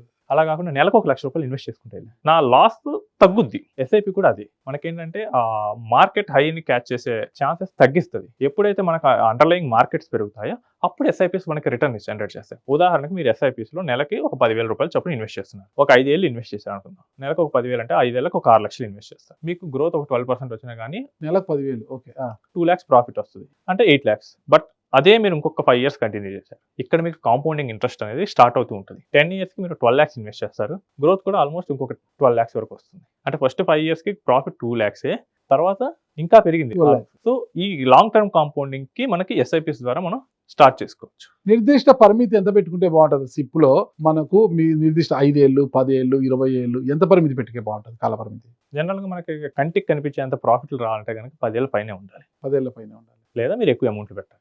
ఎక్కువ పెట్టలేని అనుకుంటే ఎక్కువ టైం ఉండాలి. మనకి కాంపౌండ్ ఇంట్రెస్ట్ ఫార్ములాలోనే ఉంటుంది. మనకి ఫైనల్ అమౌంట్ దేని మీద డిపెండ్ అయిందంటే మనం ఇనిషియల్గా పెట్టే అమౌంట్లు, మనకు వచ్చే రేట్ ఆఫ్ ఇంట్రెస్ట్, మనం ఎంత కాలం అందులో ఉంటాం. సో రేట్ ఆఫ్ ఇంట్రెస్ట్ అనేది మార్కెట్ ఇస్తుంది, మనం చేయలేము. మన దగ్గర ఉన్న ఏంటి, టైము లేదా అమౌంట్. ఇదే నేను అమౌంట్ అయినా పెంచాలి, లేదా టైం అన్నా ఎక్కువ ఉండాలి. సో టైం ఎక్కువ ఉంటే ఆటోమేటిక్గా రిటర్న్ వస్తుంది. భవిష్యత్తులో నేను ఒక మంచి ఇల్లు కట్టాలి, నా బిడ్డలు ఇద్దరికి మంచిగా పెళ్లిళ్ళు చేయాలి, మంచిగా కుటుంబాలను చూసి మంచి అల్లులను తీసుకొచ్చి గ్రాండ్ గా పెళ్లి చేయాలి, నేను పెద్ద ఇల్లు కట్టాలి, నేను లావిష్ గా జీవితం గడపాలి అంటే నా ఆర్థిక లక్ష్యం ఎలా ఉండాలంటారు? ఎటువైపు చూడాలంటారు? సార్ మీరు చెప్పిన దానికైతే కనుక ఇన్వెస్టింగ్ దాటి చేయాలి. ఓకే. సో నార్మల్గా మనకి ఈ మ్యూచువల్ ఫండ్స్ ఇలాంటి ఏంటంటే మనకు కంఫర్టబుల్ లైఫ్ స్టైల్ని ఇస్తాయి, లావిష్ లైఫ్ స్టైల్ ఇవ్వు. లావిష్ లైఫ్ స్టైల్కి వెళ్ళాలంటే ఎక్కువ రిస్క్ తీసుకోవాల్సి వస్తుంది. ఆ రిస్క్ ఎలా తీసుకోవాలి? రియల్ ఎస్టేట్లో అయితే కనుక మనం రీసెర్చ్ ఐడెంటిఫై చేసి ఖచ్చితంగా ఈ ఇక్కడ పెట్టేస్తే కనుక నెక్స్ట్ 10 years లో ఒక 20 to 100 times పెరుగుద్ది. ఇది స్టాక్ లో పెడితే కనుక, లేదా ఈ బిజినెస్ లో పెడితే కనుక ఇది బాగా గ్రో అయింది. ఉదాహరణకు జెప్టో అనే బిజినెస్, సో ఇందులో పెడితే కనుక ఈ 5 years లో అది ఎంత పెరిగింది. లేదా జొమాటో అనే business, new age businesses, Flipkart అనేది, వీటిల్లో పెడితే అవి ఏంటంటే ఇప్పుడున్న బిజినెస్ అసలు ఊహకు అందని విధంగా వాళ్ళు కొత్త టెక్నాలజీతో ఇన్వెస్ట్ చేసి మనకి ఈ ప్రాఫిట్స్ అనేవి హెవీగా తీసుకొస్తారు. అలాంటి వాటిలో ఇన్వెస్ట్ చేయాలి. మనం అదేంటంటే వెరీ హెచ్ఎన్ఐస్, బాగా సంపద ఉన్న వాళ్ళు చేసేది. ఒక కామన్ మ్యాన్ వైజ్ గా చూసుకుంటే కనుక, ఒక అబోవ్ మిడిల్ క్లాస్ గా చూసుకుంటే కనుక, ప్రాపర్ గా ఇన్వెస్ట్ చేసుకుంటే కనుక మనం మంచి జీవితాన్ని గడపాలి. ఉదాహరణకు నేను ఏం వర్క్ చేయకపోయి కానీ నాకు ఒక 2 లక్షలు మంత్లీ ఇన్కమ్ రావాలి. That can be done with investment, basic investment. అలా కాకుండా నాకు 20 లక్షలు రావాలి, we have to go for business. Business చేస్తేనే అక్కడ లావిష్, అల్ట్రా లావిష్ అనేది వస్తాయి. కంఫర్టబుల్ లైఫ్ స్టైల్ ఇన్వెస్ట్మెంట్ తో వస్తుంది. షేర్ మార్కెట్ లో డబ్బులు పెట్టానండి, చూశాను, నా షేర్ పెరిగింది, వెంటనే దాన్ని అమ్మేసి ఆ లాభాన్ని నేను తీసేసుకోవాలి వెనక్కి. ఇలా మార్గం ఎలా అంటే ఆన్లైన్ లో అలా అమ్మేసుకోవచ్చా? సో ప్రతి షేర్ కి మనకి బ్రోకర్ లో ఒక అకౌంట్ ఉంది. ఆ బ్రోకర్ అకౌంట్ ద్వారానే మనం షేర్లు కొంటాం. సో ఆ బ్రోకర్ కి చెప్పేస్తే వాళ్ళు అమ్మేస్తారు. అవి అమ్మేస్తే 2 working days లో మనకి అకౌంట్ కి ప్రొసీడింగ్స్ వచ్చేస్తాయి. ఏ మార్గంలో పెట్టుబడులు పెడితే బాగుంటుంది అంటారు అసలు? సో మనకు మెయిన్ గా 4 asset classes ఉంటాయి సార్. అందులో కామన్ గా జనాలకు తెలిసింది రియల్ ఎస్టేట్, గోల్డ్, సిల్వర్. ఇంకోటి ఏంటంటే ఫిక్స్డ్ ఇన్కమ్. 4వది ఈక్విటీస్. ఎప్పుడైనా కానీ పెట్టుబడిలో ఒక కామన్ సూత్రం ఏంటంటే తక్కువలో ఉన్నప్పుడు కొనాలి, ఎక్కువలో ఉన్నప్పుడు అమ్మాలి. లాభం అప్పుడే వస్తుంది. ఇప్పుడు ఏమేమి తక్కువలో ఉన్నాయి చూసుకోవాలి. మన ఏరియాస్లో ఏం తక్కువ ఉన్నాయి, రియల్ ఎస్టేట్ తక్కువ ఉందా, పెట్టొచ్చు. స్టాక్స్ తక్కువ ఉన్నాయి, దేశం మొత్తం చూసుకుంటే కనుక కంట్రీ వైజ్ గా స్టాక్స్ అండ్ మార్కెట్ అనేది తక్కువలో ఉంది, పెట్టుబడి పెట్టొచ్చు. గోల్డ్, సిల్వర్ పెట్టొచ్చా, చాలా పెరిగి ఉన్నాయి, రిస్క్ అవుద్ది. ఫిక్స్డ్ ఇన్కమ్, ఎంత ఇంట్రెస్ట్ రేట్లు వస్తున్నాయి, మనకి టైం పీరియడ్ పెట్టి చూసుకోవచ్చు. సో ఈ రోజు ఉన్న ఎకనామిక్ సిచ్యువేషన్కి హైదరాబాద్ చూసుకుంటే మనకి రియల్ ఎస్టేట్ తక్కువలో ఉన్నాయి, నెక్స్ట్ ఈక్విటీస్ తక్కువలో ఉన్నాయి, నెక్స్ట్ ఇవి రికవర్ అవడానికి టైం ఎంత పడుతుంది. తక్కువలో ఉన్నాయి ఓకే, బట్ రికవరీకి కూడా టైం చూసుకోవాలి. రియల్ ఎస్టేట్ అసలు ఎందుకు తక్కువలోకి వెళ్ళింది అది చూసుకోవాలి. రియల్ ఎస్టేట్ ఎందుకు తక్కువలో వెళ్ళింది అంటే కనుక అంతకుముందు ఏంటంటే IT employees, pharma employees, NRIs వీళ్ళందరూ విపరీతంగా రియల్ ఎస్టేట్ లో పెట్టుబడులు పెట్టారు. అప్పుడు మనకి ఎకనామీలో ఇంట్రెస్ట్ రేట్లు కూడా 6%, 7% ఉన్నాయి. లోన్ తీసుకుని ఈజీగా పెట్టేవాళ్ళు. ఇప్పుడు ఏమైంది, వాళ్ళ జాబ్స్ ఏ వల్ల రిస్క్ లో ఉన్నాయి. అండ్ అక్కడ ట్రంప్ వల్ల చాలా మంది ఎన్ఆర్ఐస్ ఇక్కడ పెట్టుబడులు పెట్టడానికి సందేహిస్తున్నారు. ఈ బేసిక్ ఫీచర్స్ వెంటనే మారుతాయా చూసుకోవాలి. అదే స్టాక్ మార్కెట్కి వచ్చారు. స్టాక్ మార్కెట్ ఎందుకు పడుతుంది, యుఎస్ ఇరాన్ వార్ వల్ల పడింది. సో డాలర్ బాగా స్ట్రాంగ్ అవడం వల్ల పడుతుంది. ఇవి ఏమన్నా రివర్స్ అయ్యే ఛాన్సెస్ ఉన్నాయా, వార్ ఒకవేళ క్లోజ్ అవుతుంది, డీల్ సైన్ అయిందన్నారు, సో అప్పుడు నాకేమైనా ఎంట్రీ పాయింట్స్ దొరుకుతాయి. ఇలా అర్థం చేసుకొని వెళ్తే గనక మనకి తెలుస్తుంది. నేను చెప్పిన అనాలిసిస్ ప్రకారం మీకు అర్థమై ఉంటుంది. కరెక్ట్ గారు, వార్ క్లోజ్ అయింది కాబట్టి ఎంట్రీస్ ఏమంటే ఇప్పుడు పెట్టుబడులు పెట్టుకోవడం మంచిది అనేది. మీరు చాలా మంది ధనవంతులు ఉంటారు, బాగానే పర్వాలేదు, ఒక కొంతవరకు బాగానే ఉండదు. అందులో బ్యాంకులలో సేవింగ్ చేసుకుంటారు, కొంతమంది ఎఫ్డీలలో పెట్టారు, మరి కొంతమంది తీసుకొచ్చి దానిలో పెడితే ఏమొస్తుంది, బయట వడ్డీలకు ఇస్తే బాగుంటది కదా అని వడ్డీలకు తిప్పుతారు. ₹2 వడ్డీ, ₹3 వడ్డీ, ₹4 వడ్డీ, ₹5 వడ్డీ, ధర్మ వడ్డీ, ₹5 వడ్డీ కూడా తిప్పేవాళ్ళు ఉంటారు అనమాట. వీళ్ళందరికీ మీరు ఇచ్చే సూచన సలహా ఏంటంటారు? ఆ మనీ వాళ్ళకి అక్కర్లేదు అనుకుంటే ఏదైనా చేయొచ్చు. ఈ రోజుల్లో ఏంటంటే సార్, మనీ ఇంట్రెస్ట్కి ఇస్తుంటే కనుక ఒకటి తెలిసిన వాళ్ళకి ఇస్తే గొడవలు వస్తాయి, ఫ్రెండ్స్కి ఇస్తేనేమో ఫ్రెండ్షిప్ పోతుంది. మనీ ఏంటంటే వాడు బాగా ఉన్నాడు అనుకోని మనం ఇస్తున్నాం, బట్ వాడి ఫైనాన్షియల్ స్టేటస్ మనకి ఏమైనా తెలుసా? స్టోరీ ఒకటి చెప్తాను. వాళ్ళ ఫ్రెండ్ ఉన్నాడు, అతను ఒక 20 ఏళ్ల నుంచి ఒక ఎండోమెంట్ పాలసీస్ ఇన్వెస్ట్ చేసి ఒక 25 లక్షలు వచ్చాయి. అవి ఇన్వెస్ట్ చేద్దామని చెప్పేసి వెతుకుతున్నాడు మంచి ఆపర్చునిటీ కోసం. ఈ లోపల వాళ్ళ ఫ్రెండ్ ఫోన్ చేసి, అరే నాకు ఒక ఇల్లు కడుతున్నాను, నాకు రావాల్సిన మనీ ఒక 10 days లేట్ అవుతుంది, నువ్వు సర్దగలవా? ఉన్న మనీ మొత్తం ఇచ్చాడు ఫ్రెండ్ అని. సరే లేట్ అయితే నీకు ఇంట్రెస్ట్ పే చేస్తా అన్నాడు. 6 నెలలు అయింది, ఇంట్రెస్ట్ వస్తుంది కదా ఆయన ఏమనలేదు. 2 ఏళ్ళు అయింది, మనీ ఇస్తావా అని అడిగాడు. ఇస్తా అన్నాడు. 1 fine day ఐపీ పెట్టేశాడు. ఆయన ఏమనుకున్నాడు, మొత్తం ఇల్లు ఉంది, పొలం ఉంది, ఏమిటి ప్రాబ్లం అనుకున్నాడు. అవన్నీ ఆల్రెడీ ప్లెడ్జ్లో ఉన్నాయి. మనకు తెలుసా అతను ఏం చేస్తున్నాడు ఏంటని, ఆయన ఫైనాన్షియల్ పొజిషన్ మనం అనలైజ్ చేయగలమా? బయటకు ఎలా కనిపిస్తున్నాడో మనం చూడగలం, అంతేగాని ఈ పొలం మీద ప్లెడ్జ్ ఉంది, ఇల్లు తాకట్లో ఉంది, ఇవన్నీ మనకు తెలియదు కదా. బయట వడ్డీలకు ఇచ్చేటప్పుడు ఏంటంటే ఆ రిస్క్ ఉంటుంది, ఎగ్గొడితే ఏంటి. సో ఆ రిస్క్ నేను భరించగలనా? ఈ రోజుల్లో చాలా మంది ఆ రిస్క్ అయితే తీసుకోలేకపోతున్నారు. అత్యాశకి వెళ్ళే వాళ్ళందరూ ఇప్పుడు మీరు చూస్తే కనుక స్టాక్ మార్కెట్లో ఫ్రాడ్స్ కానీ బయట ఫ్రాడ్స్ కానీ ఈ ఎక్కువ ఇంట్రెస్ట్ వస్తుందని అత్యాశగా వెళ్తున్నారు. మీకు అత్యాశ అయితే కనుక ఉన్న క్యాపిటల్ కూడా పోవచ్చు. స్టాక్ మార్కెట్లో ఫ్రాడ్స్ ఎలా జరుగుతాయంటారు? చాలా సింపుల్ సార్, మీకు 10 రూపాయల ఇంట్రెస్ట్ ఇస్తా అని చెప్తారు, సేవీ రిజిస్ట్రేషన్ ఉందని చెప్తారు, ఏమి లేవు అక్కడ, వాళ్ళకి ఏమి ఉండవు. ఆ డబ్బులన్నీ వీళ్ళు తీసుకుంటారు, ఒక 2-3 నెలలు ఇంట్రెస్ట్ పే చేస్తారు. నేను ఒక 10 లక్షలు ఇచ్చాను, నేను చెప్తాను నీకు 5% మంత్లీ ఇంట్రెస్ట్ పే చేస్తా అని చెప్తాను. 50,000 నాకు ఇచ్చాడు, 2 నెలలు ఇచ్చాడు, ఇదేదో బాగానే వర్కౌట్ అవుతుందని చెప్పి నేను ఇంకో 10 మంది చెప్తాను. 1 fine day వాడికి మంచి అంత అమౌంట్ అయితే రాగానే ఇదే జరిగింది స్టాక్ మార్కెట్.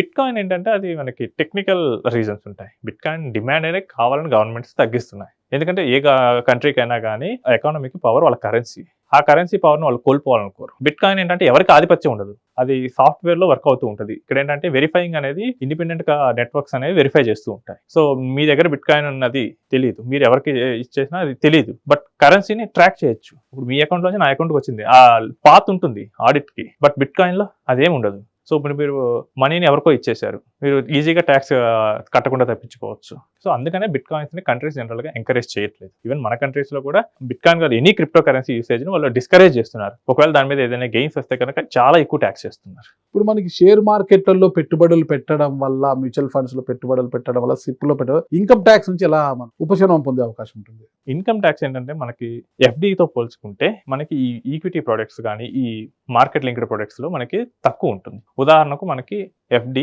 దానికి సేమ్ గా ఒక గవర్నమెంట్ బాండ్ రన్ చేసి ఒక లిక్విడ్ మ్యూచువల్ ఫండ్, రెండు సేమ్ ఇంట్రెస్ట్ ఇస్తాయి. కానీ ఎఫ్డి మీద ఏంటంటే ఇంట్రెస్ట్ మన ఇన్కమ్ యాడ్ అయిపోతుంది. ఉదాహరణకు నేను ఒక 5 లక్షలు ఎఫ్డి చేసుకున్నాను, 6% వస్తుంది అంటే సంవత్సరానికి ఒక 30,000 వస్తుంది. ఆ 30,000 నా అకౌంట్ లో పడకపోయినా కానీ నేను గవర్నమెంట్ కి నాకు 30,000 ఇంట్రెస్ట్ వచ్చింది అని చెప్పేసి నేను ట్యాక్స్ కట్టాలి. కానీ మ్యూచువల్ ఫండ్ లో డెట్ ఫండ్స్ లో ఏమవుతుందంటే మనం విత్డ్రా చేసిన రోజు మాత్రం ట్యాక్స్ కట్టాలి. ఓకే, ఇక్కడ ఏంటి విత్డ్రా చేయకపోయినా కట్టాలి, ఇక్కడ విత్డ్రా చేసినప్పుడే కట్టాలి.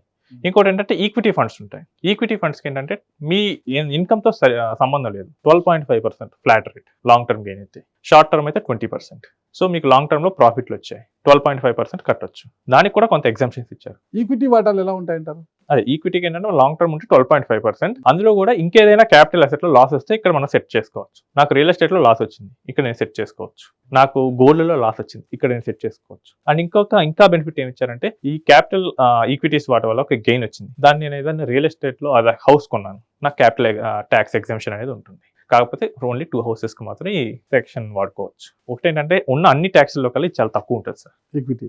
ఈక్విటీ టాక్సేషన్ చాలా తక్కువ ఉంటుంది. మనకి మ్యూచువల్ ఫండ్ ద్వారా ఇన్వెస్ట్ చేసేటప్పుడు ఏమవుతుందంటే మ్యూచువల్ ఫండ్ ట్రస్ట్ స్ట్రక్చర్ లో ఉంటాయి. మనకి ఇండియన్ ఇన్కమ్ ట్యాక్స్ ల ప్రకారం ట్రస్ట్లకి ఇన్కమ్ ట్యాక్స్ ఏం కట్టాల్సిన అవసరం ఉండదు. సో వాళ్ళు స్టాక్స్ బై అండ్ సెల్ చేస్తారు, మనం ఎటువంటి ట్యాక్స్ కట్టక్కర్లేదు, మనం ఫైనల్ గా విత్డ్రా చేసినప్పుడే కట్టుకోవాలి. కంపెనీ షేర్లలో మనం ఈక్విటీ వాటా కొనుగోలు అంటే మినిమం లో ఎంత ఇన్వెస్ట్ చేస్తే బాగుంటుంది అంటారు? డైరెక్ట్ గా మనం కంపెనీస్ షేర్స్ మేనేజ్ చేయాలనుకుంటే కనుక కనీసం ఒక 50 లక్షలు లేదా మంచి పోర్ట్ఫోలియో బిల్డ్ చేయలేము. ఎందుకంటే కొన్ని కంపెనీస్ ఉంటాయి, వాటి షేర్ ప్రైజెస్ 10,000 పైన ఉంటాయి. సో నాకు మంచి డీసెంట్ కంపెనీస్ ఒక 20-25 కంపెనీస్ పిక్ చేసుకొని వాటికి కరెస్పాండింగ్ మంచి వెయిట్స్ ఇవ్వాలంటే 50 లక్షలు పెట్టాలి. అది ఉంటేనే మనం పోర్ట్ఫోలియో మేనేజ్ చేయగలం. అది లేని పక్షంలో ఒక మ్యూచువల్ ఫండ్కి వెళ్ళిపోతే సరిపోతుంది. ఒక షేర్ వాల్యూ ఇంత అన్నప్పుడు ఎన్ని షేర్లలో మనం పెట్టుబడి పెడితే ఆ కంపెనీలో మనకు ముఖ్యమైన వాటా వచ్చే అవకాశం ఉంటుంది అంటారు? Straight question sir. ఆ కంపెనీస్ లో మెజారిటీ షేర్ రావాలంటే సగం పైన కొనుక్కోవాలి. సో సగం పైన కొనుక్కునేంత లిక్విడిటీ ఉందా, సో అది మెయిన్ గా చూసుకోవాలి. ఆ కంపెనీ సగం పైన మనం కొనుగోలు చేస్తామంటే ఇవ్వడానికి సిద్ధంగా ఉంటుందా? జనరల్ గా మేనేజ్మెంట్ ఒప్పుకోదు. నా కంపెనీలో వచ్చేసి సగం పైగా నువ్వు అమ్ముతావా అంటే నేను ఇవ్వను. మనకి స్టాక్ మార్కెట్ లో ట్రేడ్ అయ్యే కంపెనీస్కి ఏంటంటే లిక్విడిటీ అని ఉంటుంది. అంటే ఆ రోజు మార్కెట్ లో ఎంత ట్రేడ్ అవుతున్నాయి, జనాలు ఏంటంటే కొంటూ ఉంటారు, అమ్ముతూ ఉంటారు. ఆ అమ్మే వాటిని నేను కొనుక్కోవచ్చు. బట్ మీరు మెజారిటీ హోల్డింగ్‌కి రావాల్సినంత అయితే స్టాక్ మార్కెట్‌లో ఉండవు. అది మేనేజ్మెంట్ దగ్గరికెళ్ళి తీసుకోవాల్సి వస్తుంది. డైరెక్ట్‌గా అయితే స్టాక్ మార్కెట్‌లో మనం ట్రేడ్ చేసేది తక్కువ వాల్యూమే ఉంటుంది. ప్రమోటర్స్ దగ్గర ఎక్కువ వాల్యూమ్ ఉంటుంది. ప్రమోటర్స్ దగ్గర తీసుకునేది ఏంటంటే అది ప్రైవేట్ మార్కెట్‌లో చేస్తాం. అంటే ఒకే కంపెనీలో షేర్ మార్కెట్ లో పెట్టడం కరెక్ట్ అంటారా? 10 రకాల కంపెనీలలో మనం సెర్చ్ చేసి పెడితే ఏమన్నా మిక్స్డ్ ఉండే అవకాశం ఉంటుందంటారా? సో ఒక కంపెనీలో పెట్టుబడి పెడితే ఏమైందంటే ఆ కంపెనీ మునిగితే మనం మునుగుతాం. సో 10 కంపెనీస్‌లో కొంచెం డైవర్సిఫైడ్‌గా పెట్టుబడి పెడితే ఏమవుద్దంటే ఒక కంపెనీలో లాస్ వచ్చినా గానీ మిగతా కంపెనీస్ నుంచి వచ్చే గెయిన్స్ బ్యాలెన్స్ చేస్తూ ఉంటాయి. సో ఎప్పుడు ఒక పడవ మీదే మెయిన్‌గా మనం ఫోకస్ చేయకూడదు. ఓకే. ఎందుకంటే అది మునిగిందంటే మొత్తం మునిగిపోతాం. 2 పడవల ప్రయాణం మంచిది కాదంటారు కదా మామూలుగా. కానీ ఇన్వెస్ట్‌మెంట్స్‌లో అది కరెక్ట్ అవుతుంది. నిజ జీవితంలో 2 పడవల ప్రయాణం హానికరము, ఇన్వెస్ట్మెంట్లలో 2 పడవల ప్రయాణము 3 పడవల ప్రయాణం అయినా కూడా సురక్షితము అంటారు అనమాట. ఇక్కడ మనకేంటంటే నిజ జీవితంలో ఏమైందంటే పడవలు డైవర్ట్ అయితే కనుక పోతాం. బట్ ఇక్కడ ఏంటి ఏదో ఒక పడవ మునిగే ఛాన్స్ ఉంటుంది కాబట్టి కనీసం ఒక పడవలోకి వెళ్ళైనా సేఫ్ అయ్యే ఛాన్స్. కరెక్ట్, సేఫ్ అయ్యే ఛాన్స్. ఫేమస్ సేయింగ్ ఉంటుందండి, don't keep all your eggs in single basket. ఆ బాస్కెట్ పోతే మొత్తం పోతాయి. సో మనకి ఇన్వెస్ట్మెంట్స్ ఎప్పుడు డైవర్సిఫైడ్గా ఉండాలి. మొత్తం స్టాక్ మార్కెట్లోనే ఉండకూడదు. కొంత రియల్ ఎస్టేట్లో ఉండాలి. రియల్ ఎస్టేట్లో కూడా మనకి ఇన్కమ్ జనరేట్ చేసే రియల్ ఎస్టేట్లో ఉండాలి. అంటే ఏదైనా హౌస్, కమర్షియల్ ప్రాపర్టీస్ వాటి వైపు ఎక్కువగా ఫోకస్ చేసుకోవాలి. ఎందుకంటే మనకి ఇన్కమే లేకపోతే కనుక అది అమ్మితే తప్ప మనకి రియలైజ్ అవ్వదు. నెక్స్ట్ కొంత పార్ట్ గోల్డ్, సిల్వర్ ఇలా అన్నిట్లోనూ డైవర్సిఫై చేసుకునేటట్లు పెట్టుకోవాలి. అప్పుడు ఏమవుతుందంటే ఏదైనా మనకి ఎమర్జెన్సీ వచ్చినప్పుడు కొంత యూజ్ అవుతుంది. లేకపోతే కనుక ఉంటాయి ఆస్తులు కానీ ఎందుకు ఉపయోగపడవు. మనకి తెలుగులో సేయింగ్స్ కూడా ఉంటాయి, అవసరానికి పనికిరాని అవసరం తీరిపోయినాక వస్తే ఏముంది. సో మనకు అవసరానికి వచ్చేటట్లు మనం హెల్ప్ అయ్యేటట్లు మనం ఇన్వెస్ట్మెంట్స్ ప్లాన్ చేసుకోవాలి. నువ్వు ఆలోచించి ఒక మంచి మార్గంలో పెట్టుబడి పెడితే దీర్ఘకాలంలో నీకు మంచి ఫలితాలను ఇచ్చే అవకాశం అయితే ఉంటుంది. అంతే కదా? అవును సార్. ఓకే. ఇది అండి మన ఆర్థిక నిపుణులైన సాయిరామ్ గారు చెప్పిన అంశాలు. బ్యాంకులలో సేవింగ్స్, బయట వడ్డీలకు ఇవన్నీ ఇవ్వడం కన్నా కూడా ఒక మంచి ఆర్థిక నిపుణులను సంప్రదించి మార్కెట్ వాల్యూలో చూసుకొని షేర్ మార్కెట్ ఒక మంచి పెట్టుబడి విధానాన్ని అలవర్చుకొని వాటిలో పెట్టుబడి పెట్టడం వల్ల చాలా మంచిది. అంతేకాదు పెట్టుబడి అనేది ఒక కంపెనీలో కాకుండా పలు రకాల కంపెనీలో, ఒకవైపు రియల్ ఎస్టేట్ లో కావచ్చు, మరొక ఇంకొక కంపెనీలో కావచ్చు, ఫిక్స్డ్ అనమాట. అంటే మారుస్తూ పోతే ఎక్కడెక్కడ పెట్టుబడులు పెడితే భవిష్యత్తులో ఒక కంపెనీ నష్టపోయినా మరో కంపెనీ ద్వారా మనం బ్యాలెన్స్ చేసుకునే అవకాశం ఉంటుంది అని మనకు సాయిరామ్ గారు చెప్తున్నారు. మరి చూడండి, ఆలోచించండి. బ్యాంకులో సేవింగ్స్ లేకపోతే బయట వడ్డీలకు ఇచ్చి మోసపోవడం కన్నా కంపెనీలలో షేర్ మార్కెట్లలో పెట్టడం వల్ల దీర్ఘకాలంలో మీరు భవిష్యత్తులో మంచి లాభాలు పొందే అవకాశం అయితే ఉంటుంది. Thank you.